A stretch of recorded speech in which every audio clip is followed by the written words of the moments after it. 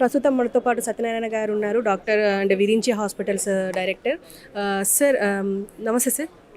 నమస్కారం అండి. సార్ ఇప్పుడు ప్రస్తుతం చిన్న పిల్లల్లో కూడా హార్ట్ అటాక్స్ వస్తున్నాయి. అలాగే ఇప్పుడు కరోనా తర్వాత కూడా హార్ట్ అటాక్స్ పెరిగాయి అని అంటున్నారు కొంతమంది, నిజమంటారా? అవునండి.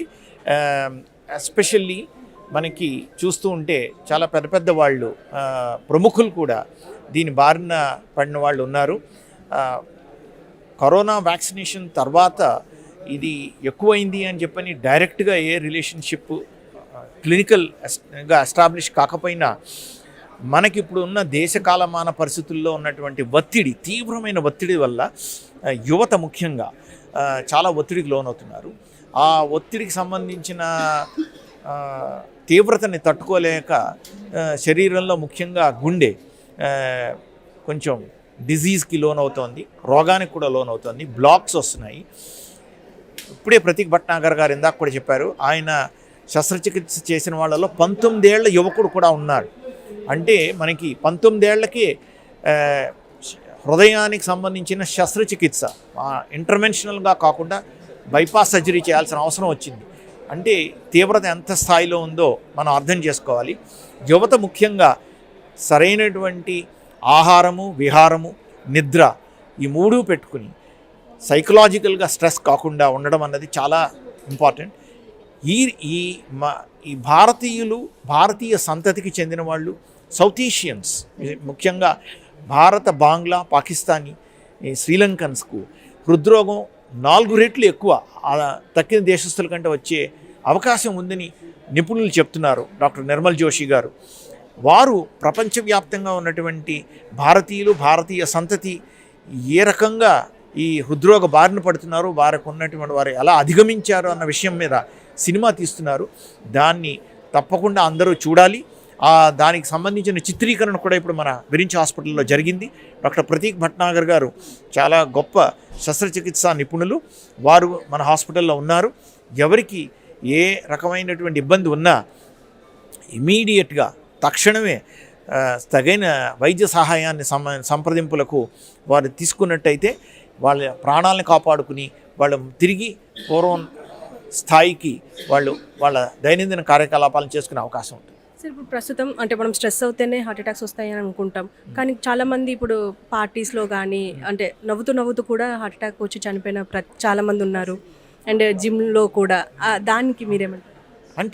అంటే ఇది అతి సర్వత్రా వర్జేయతి. చాలామంది ఏం చేస్తున్నారంటే ఎక్సర్సైజ్ చేయాలన్న దాంతో హృదయం తాలూకా స్థితిని సరిగ్గా కనుక్కోకుండా విపరీతమైన వ్యాయామం చేసి ప్రాణాల మీదకి తెచ్చుకుంటున్నారు.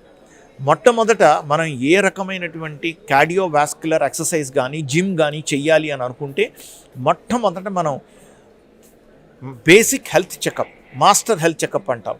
అది చేసుకున్న తర్వాత గుండె సరైన స్థితిలో ఉంది అని అన్నప్పుడు వారు తగినటువంటి వ్యాయామాన్ని వాళ్ళు తీసుకుని చేస్తే పర్వాలేదు.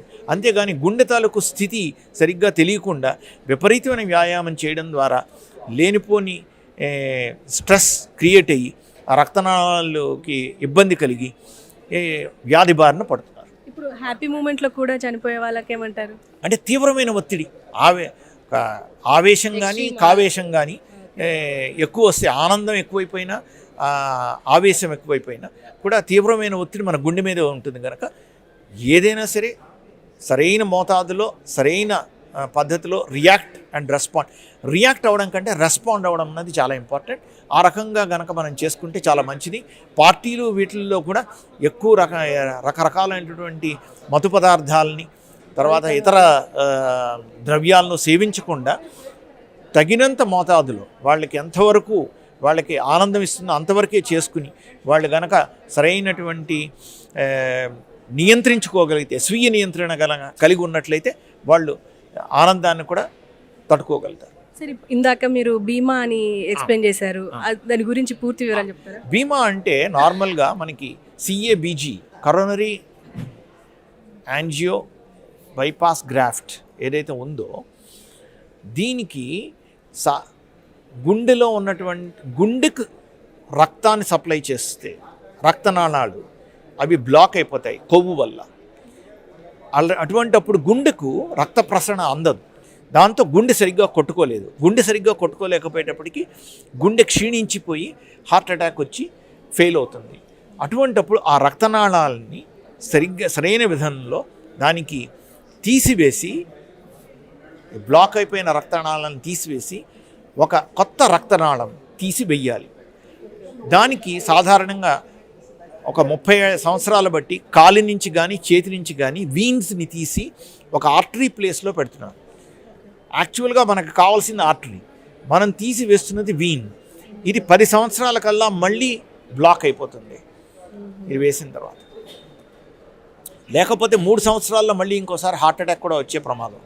కానీ డాక్టర్ భట్నాగర్ గారు ఏం చేస్తున్నారనంటే కాలు నుంచి కానీ చేతి నుంచి కానీ తీయకుండా గుండెలోనే ఉన్నటువంటి, అంటే మన ఛాతీ భాగంలోనే మ్యామరీ ఆర్టరీస్ అని ఉంటాయి, కుడివైపు ఎడంవైపు కూడా, ఇద్దరికి మేల్స్ ఫీమేల్స్ ఇద్దరికి ఉంటాయి. ఆ రకమైన రక్తనాళాలని ఎంత మేరకు కావాలో అంత మేరకే దాన్ని తీసి ఈ చెడిపోయిన రక్తనాళం ప్లేస్లో ఈ ఆర్టరీ ప్లేస్లోనే వేస్తున్నారు.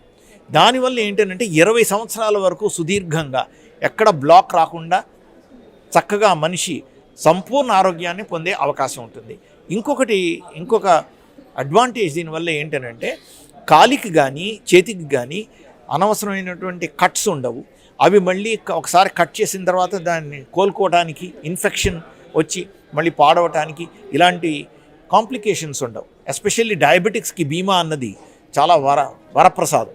డాక్టర్ గారు ఏమంటున్నారంటే ఏ CABG అయినా సరే బీమా చేసుకోండి, మీ గుండె మీద మీరు ఇన్వెస్ట్ చేసుకోండి, దానివల్ల కలకాలం మీరు సంపూర్ణమైన ఆరోగ్యంతో ఉండగలుగుతారు అని చెప్పి డాక్టర్ ప్రతీక్ భట్నాగర్ గారు చెప్పారు. సార్ దీనికి ఏమైనా ఏజ్ రెస్ట్రిక్షన్స్ ఏమైనా ఉన్నాయా? ఏ రెస్ట్రిక్షన్స్ లేవండి, ఏ రెస్ట్రిక్షన్స్ లేవు. ఎవరైనా సరే ఏ CABG వాళ్ళు చేసుకునే వాళ్ళు దానికైనా ఈ బీమా అన్నది చేసుకోవచ్చు. అండ్ చాలా రేర్గా ఏమైనా 1 or 2 కేసుల్లో చేయలేని పరిస్థితి ఏమన్నా ఉంటే డాక్టర్ గారు దానికి వేరే విధంగా దాన్ని సూచనలు ఇస్తారు. Thank you very much sir. ఈ రోజున డాక్టర్ నిర్మల్ జోషి గారు ప్రపంచ ప్రఖ్యాత వైద్య నిపుణులు, తర్వాత వైద్య రంగంలో వచ్చినటువంటి మార్పులు చేర్పులు, తర్వాత వ్యాధి నివారణోపాయాల గురించి వారు చాలా విస్తృతంగా దీక్షాకంకణం కట్టుకుని ప్రపంచవ్యాప్తంగా వారు స్వయంగా చిత్రాలు నిర్మించి ఈ వ్యాప్తికి కృషి చేస్తున్నారు. జోషి హెల్త్ కేర్ ఫౌండేషన్ అన్న సంస్థ ద్వారా వారు పెన్సిల్వేనియాలో చాలా అత్యున్నతమైన గవర్నమెంట్ పదవిలో కూడా ఉన్నారు. వారు ఆల్రెడీ అమెరికాలోను యూకేలోను కూడా ఈ బ్రౌన్ హార్ట్ అన్నటువంటి సినిమాని తీస్తున్నారు. దీని ముఖ్యోద్దేశం ఏంటంటే ఎక్కువగా సౌత్ ఏషియన్స్ అంటే భారతీయులు, పాకిస్తానీయులు, తర్వాత బంగ్లాదేశీయుల్లో హృద్రోగం 4 రెట్లు ఎక్కువగా వచ్చే ఛాన్స్ ఉంది. అందులో యువతకు కూడా హృద్రోగం చాలా త్వరగా వస్తున్నందున దీని నివారణోపాయం ఏంటి, దీన్ని బారిన పడి విజయం సాధించిన వాళ్ళు ఎలా ఉన్నారు, వాళ్ళ దగ్గర నుంచి మనం నేర్చుకోవాల్సింది ఏంటి అని చెప్పేసి చాలా విస్తృతంగా వారు పర్యటిస్తూ ఈ భారతదేశంలో డాక్టర్ ప్రతీక్ భట్నాగర్ గారిని ఎంచుకున్నారు.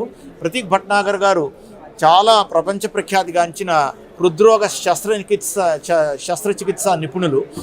వారు ప్రత్యేకంగా BIMA అనే పద్ధతి ద్వారా కాళ్ళ నుంచి కానీ చేతుల దగ్గర నుంచి కానీ రక్తనాళాలు తీయకుండా చాలా మినిమల్గా ఇన్వేజివ్గా చాలా చిన్న కట్ చేసి హార్ట్లోంచి చెస్ట్లోంచి ఆ రక్తనాళాలను తీసి మళ్ళీ గుండెకు అమర్చే విధానాన్ని వారు చాలా అత్యంత నైపుణ్యతని సాధించారు. వారు మన హాస్పిటల్ విరించి హాస్పిటల్లో డిపార్ట్మెంట్ ఆఫ్ కార్డియాక్ సర్జరీకి చైర్మన్ అండ్ చీఫ్ కార్డియాక్ సర్జన్గా ఉన్నారు. వారి దగ్గర నుంచి వారి తాలూకు వృత్తి నైపుణ్యాన్ని, వారు ట్రీట్ చేసిన పేషెంట్స్ తాలూకు అనుభవాల్ని క్రోడీకరిస్తూ మన నిర్మల్ జోషి గారు ఇవాళ మన హాస్పిటల్ విరించి హాస్పిటల్లో ఈ చలనచిత్రాన్ని షూట్ చేశారు. ఇది non profit organisation Joshi health foundation. ఈ క్రోడీకరించిన అనుభవాల చిత్రం బ్రౌన్ హార్ట్ అన్నది ఇన్సూరెన్స్ లాంటిది కాదు, జస్ట్ అది ఒక సర్జరీ. ఆ సర్జరీ చేయించుకుంటే అంటే ఎలాంటి ఏజ్ రెస్ట్రిక్షన్స్ లేకుండా 20 ఏళ్ళుగా సుదీర్ఘంగా బతకాలి, హ్యాపీగా ఉండాలి అని అనుకుంటే ఈ సర్జరీ చేసుకోవచ్చు అని చెప్పేసి సత్యనారాయణ గారు అంటున్నారు. సో ఇది